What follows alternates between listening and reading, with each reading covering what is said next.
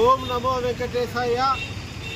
చూడండి అయ్యా, తిరుమలలో వెనక అన్నమయ్య స్టాచ్యూ ఉంది, బిర్యానీ బ్యానర్ కట్టారు. తిరుపతిలో ఉండాల్సిన పరిస్థితి బిర్యానీ సెంటర్ అన్నమయ్యని ఎంత ఘోరంగా ఉపయోగిస్తున్నారు.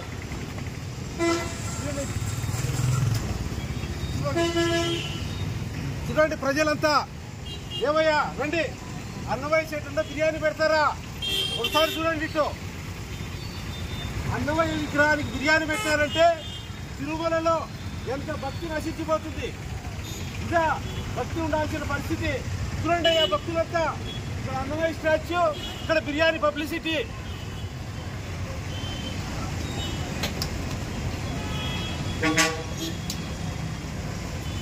కనుక ఈరోజు ఉదయం అన్నమయ్యకు క్రిస్మస్ టోపీ పెట్టారు. కనుక ఇప్పుడు నేను కోరేది ఏంటంటే,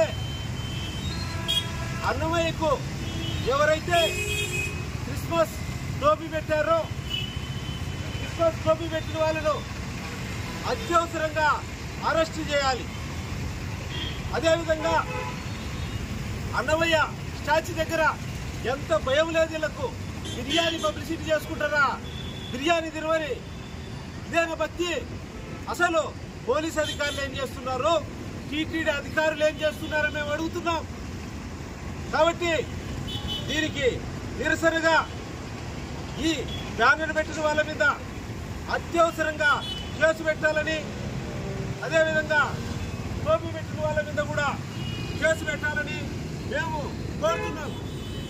ఇది అత్యవసరంగా తీసుకోకపోతే ఇప్పుడే తిరుమలకొండ పైన అన్నమయ్య ఇల్లు కూల్చేశారు, అన్నమయ్య విగ్రహాన్ని కూల్చేశారు.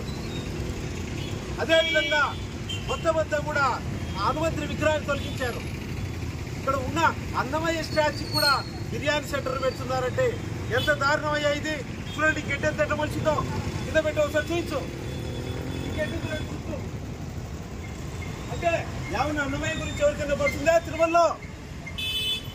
కాబట్టి మేము ఇప్పుడు ఈ గడ్డినంతా శుభ్రం చేయదలుచుకున్నాం.